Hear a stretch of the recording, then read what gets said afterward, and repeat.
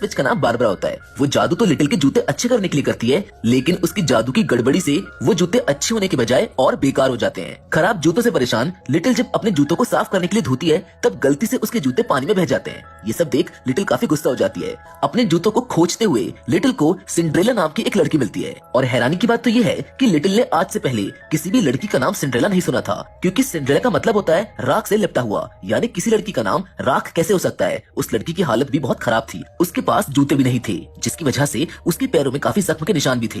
Little Cinderella से जंगल में आने की वजह पूछती है। अपने जवाब में सिंड्रेला बताती है कि वो यहाँ पर अपने कबूतर यानी कि पिजन को दफनाने आई हुई है। लिटिल के पास एक बहुत ही अद्भुत शक्ति होती है, जो एक बार किसी को देख ले तो उसको सामने वाले का फ्यूचर और पास्ट दोनों पता चल जाता है। वो देखती है कि सिंड्रेला की 2 बहनें और एक सौतेली माँ है, जो उस पर बहुत जुल्म करती है। वो उसे खाने पीने के लिए खाना नहीं देती और पहनने को फटे पुराने कपड़े ही देते हैं। ये सारी बातें लिटिल सिंड्रेला को बताती है। ये सुनकर सिंड्रेला को बड़ा अजीब लगता है कि आखिर इसको ये सारी बातें कैसे पता चली। आगे और बातें होने पर लिटिल को पता चलता है कि आज किंगडम में प्रिंस ने एक बहुत बड़ा बॉल यानी कि फंक्शन रखा है, जिसमें शहर की सभी लड़कियों को बुलाया गया है और सिर्फ सुंदर लड़कियों को। अब यहाँ से सीन बदलता है और हमें सिंड्रेला की फैमिली में 2 बहनें और उसकी सौतेली माँ को दिखाया जाता है, जो सिंड्रेला को परेशान करने के लिए हमेशा उसको काम देती रहती है। सिंड्रेला की बहनों का नाम एनी और मार्गो था। मार्गो को खाने का बहुत शौक था। वो हर पल सिर्फ यही सोचती रहती थी कि वो आज क्या खाएगी और कैसे वो खूबसूरत लग सकती है। खाते समय मार्गो के हाथ से पैन केक नीचे गिर जाता है, जिसे एक कबूतर खाने लगता है। ये देख गुस्से से लाल मार्गो उसको मार देती है।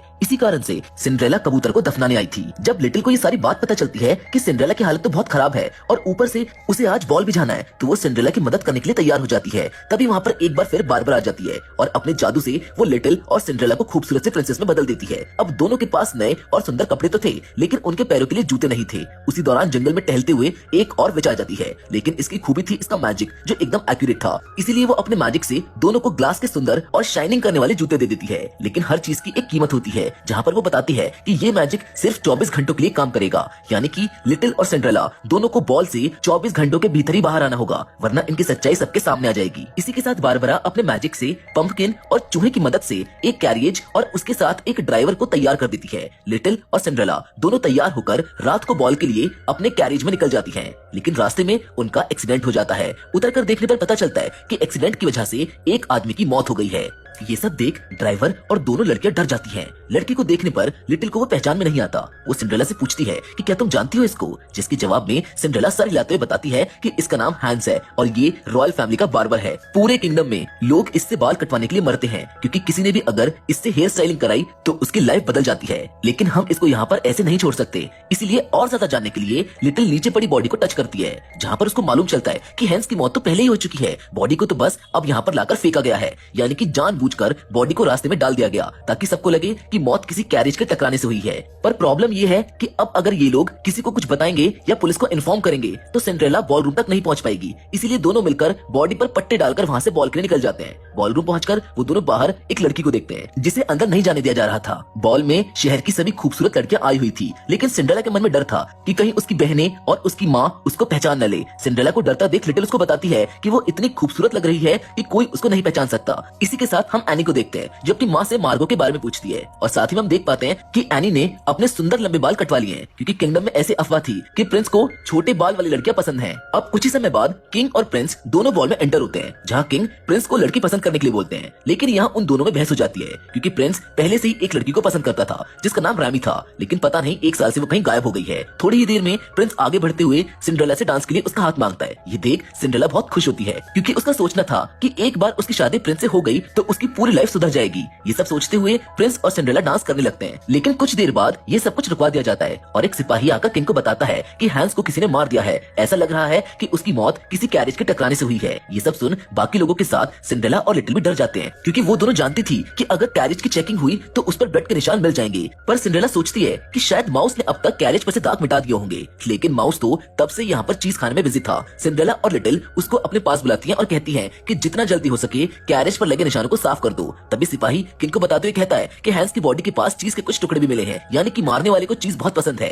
सारे रॉयल गार्ड्स कैरेज की तलाशी लेने लगते हैं, लेकिन उनको कोई सबूत नहीं मिलता। चांसलर किंग को बताता है कि हैंस की मौत कैरेज के टकराने से नहीं हुई, हमको गुमराह करने के लिए ऐसे हालात बनाए गए थे, बल्कि हैंस की मौत तो पहले ही हो चुकी थी। अब मामले की तह तक जाने के लिए शाही बार्बर के घर की तलाशी के लिए रॉयल गार्ड्स जब उसके घर पहुंचते हैं तो काफी अजीब चीजें मिलती हैं, जैसे लड़कियों के लंबे बाल और अलग अलग तरह की चोटियां। किंग को उनके खबरी बताते हैं कि हैंस कुछ दिनों से अजीब सा बिहेव कर रहा था, उसको लंबे बालों से नफरत थी, इसीलिए वो जिस भी लड़की को लंबे बालों के साथ देखता था वो उसको पकड़कर उसके बाल को काट दिया करता था। शायद हो सकता है कि इसी से गुस्साए किसी लड़की ने उसका कत्ल कर दिया हो। ये सब सुन सिंड्रेला और लिटिल आपस में बात करते हैं कि केस अब सही डायरेक्शन में जा रहा है। इसका मतलब अब जिस भी लड़की के छोटे बाल होंगे उससे पूछताछ की जाएगी। सामने 5 से 6 लड़कियों को खड़ा कर दिया जाता है और उनसे पूछा जाता है कि आप में से कोई हैंस के पास गया था, और अगर गया था तो क्या हुआ, क्या उसका बर्ताव कुछ अजीब था। लाइन में सबसे पहले एनी खड़ी होती है। पूछताछ के लिए लिटिल भी आगे आ जाती है, जिसमें एनी सबको बताती है कि हैंस ने बिना उसकी मर्जी के जबरदस्ती उसके बाल काट दिए थे, जबकि वो कभी ऐसा चाहती ही नहीं थी, बल्कि हैंस ने उससे बोला कि प्रिंस को छोटे बाल वाली लड़कियां पसंद है, इसी वजह से एन ने अपने बाल कटवा लिए थे। एनी प्रिंस से पूछती है कि क्या आपको छोटे बाल पसंद है, क्योंकि मैंने इसी चक्कर में अपने बाल कटवा लिए। देखते ही देखते सारी लड़कियां जितने भी छोटे बालों में थी प्रिंस के पीछे पड़ जाती है कि अब तो हम आपको पसंद है। प्रिंस सबको जवाब देते हुए ये साफ करता है कि ऐसा कुछ नहीं है, ये सब हैंस की करतूत है। यहीं पर एनी सबको ये भी बताती है कि उसने और कुछ भी सुना था। दरअसल सुबह एनी प्रिंस से मिलने गई थी, जहाँ बाहर खड़े होकर उसने प्रिंस और हैंस को झगड़ते हुए सुन लिया था। ये सब सुन सबको प्रिंस पर शक होने लगता है। सबका शक अपनी तरफ देख प्रिंस बताता है कि आज के हेयर स्टाइल के लिए जब हैंस प्रिंस के रूम में आया था तो प्रिंस को उसके सामान में लड़कियों के लंबे बाल मिले, जिसके बारे में पूछने पर बार बार बताता है कि वो किसी भी लंबे बालों वाली सुंदर लड़की को देखना नहीं चाहता। इसी को लेकर दोनों में बहस हो जाती है। प्रिंस आगे सबको बताता है कि 1 से 3 बजे के बीच वो एक माउंटेन पर था। क्रॉस क्वेश्चनिंग करते हुए किंग प्रिंस से पूछते हैं कि क्या तुम्हें वहाँ पर किसी ने देखा था। प्रिंस के अनुसार वहाँ पर दूर दूर तक कोई नहीं था। कोई एविडेंस ना होने के कारण सभी लोगों का शक प्रिंस पर ही होता है। जहाँ प्रिंस की बैक स्टोरी में प्रिंस और रामी को साथ में दिखाया जाता है, जहाँ मौका पाकर प्रिंस रामी को प्रपोज कर देता है, लेकिन उस दिन से ही वो गायब हो जाती है। 1 साल तक उसका कोई आता पता नहीं चलता। जहाँ पर किंग भी चाहते थे कि वो लड़की मिल जाए जिससे कि उसकी शादी प्रिंस से करवा दी जाए। इन्हीं सब बातों को लेकर रॉयल बार्बर प्रिंस को ब्लैकमेल किया करता था और किंग से ये सारी बातें छुपाने के लिए वो रॉयल मिरर की मांग करता था। जब प्रिंस उसको रॉयल मिरर देने से इनकार कर देता है तो गुस्साए हैंस ने प्रिंस को धमकी देना चालू कर दिया। बॉलरूम में खड़े सारे लोग समझ जाते हैं कि प्रिंस के पास बहुत ही अच्छा मोटिव था हैंस को मारने का। इसका मतलब बार्बर को प्रिंस नहीं मारा था और इसी को मद्देनजर रखते हुए प्रिंस को गिरफ्तार कर लिया जाता है। प्रिंस सबको समझाने की कोशिश करता है कि उसने हैंस को नहीं मारा, लेकिन जब प्रिंस को ले जाया जाता है तो उसके कपड़ों से एक कांटा गिरता है, जिसको देख लिटिल समझ जाती है कि प्रिंस अपनी जंगल वाली बात सही बोल रहा है। इसी बीच बॉलरूम में वही बदसूरत लड़की आ जाती है जिसे गार्ड्स ने रोक लिया था। वो आते ही एक आई विटनेस होने का दावा करते हुए बताती है कि उसने प्रिंस को 1 से 3 बजे के बीच में माउंटेन पर अकेले बैठे हुए देखा था। ये बात सुन किंग बहुत खुश होता है कि उसका बेटा गुनहगार नहीं है। साथ ही प्रिंस को बुलाकर सभी का शक दूर हो जाता है। ये सारा केस चलते चलते 12 बजने वाले होते हैं कि तभी सिंड्रेला और लिटिल को याद आता है कि मैजिक के खत्म होने का समय हो गया है और वो अगर यहाँ से नहीं निकले तो उनके कपड़े भी बदल जाएंगे। लिटिल और सिंड्रेला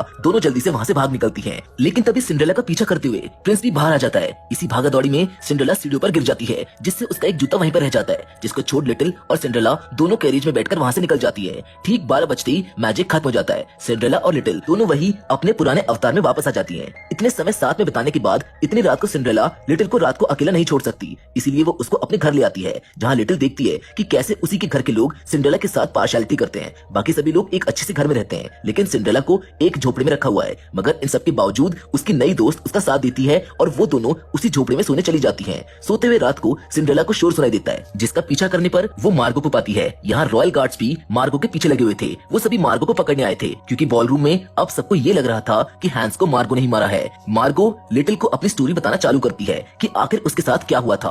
हैंस ने आगे से उसको लेटर भेजा था कि तुम मेरे यहाँ आओ, मैं तुमको और भी ज्यादा खूबसूरत बना दूंगा। इस लेटर को देख मार्गो खुशी खुशी हैंस के पास चली जाती है, लेकिन हैंस के घर पहुंचती कोई पीछे से उसके सर पर वार कर देता है, जिससे वो बेहोश हो जाती है और होश में आने पर हैंस को मरा हुआ पाती है। मार्गो ने लगभग ये मान ही लिया था कि हैंस को उसी ने मारा है, क्योंकि उस समय वो वहाँ पर अकेली थी। ये सब सोचकर मार्गो रोने लगती है। लिटिल उसको शांत कराती है। वो पूछती है कि क्या उसने वहाँ पर कुछ और भी देखा था या कोई ऐसी चीज जिसको तुमने पहले कभी ना देखा हो। तब मार्गो उसको बताती है कि हाँ ऐसा देखा तो था, लेकिन कहीं शक मुझ पर ना आ जाए, इसीलिए हैंस की बॉडी को लेकर मैं जंगल पहुंच गई और वेट करने लग गई कि जैसे कोई कैरेज आएगा तो मैं बॉडी को उसके सामने फेंक दूंगी, जिससे ऐसा लगेगा कि मौत कैरेज के टकराने से हुई है। लिटिल शांति से ये सारी बातें सुनती जा रही थी और मार्गो भी ऑलमोस्ट ये मान ही चुकी थी कि हैंस को उसी ने मारा है। लेकिन थोड़ी ही देर में सोल्जर्स आ जाते हैं और मार्गो को पकड़ कर ले जाते हैं। पकड़े जाने पर मार्गो की मैंने तुमको सारी बात बता दी है, इन लोगों को बताओ कि मैंने हैंस को नहीं मारा। लिटिल को अंदर से पता था कि इसने ऐसा नहीं किया, लेकिन फिर भी वो सोल्जर्स को मार्गो को अरेस्ट करने के लिए कहती है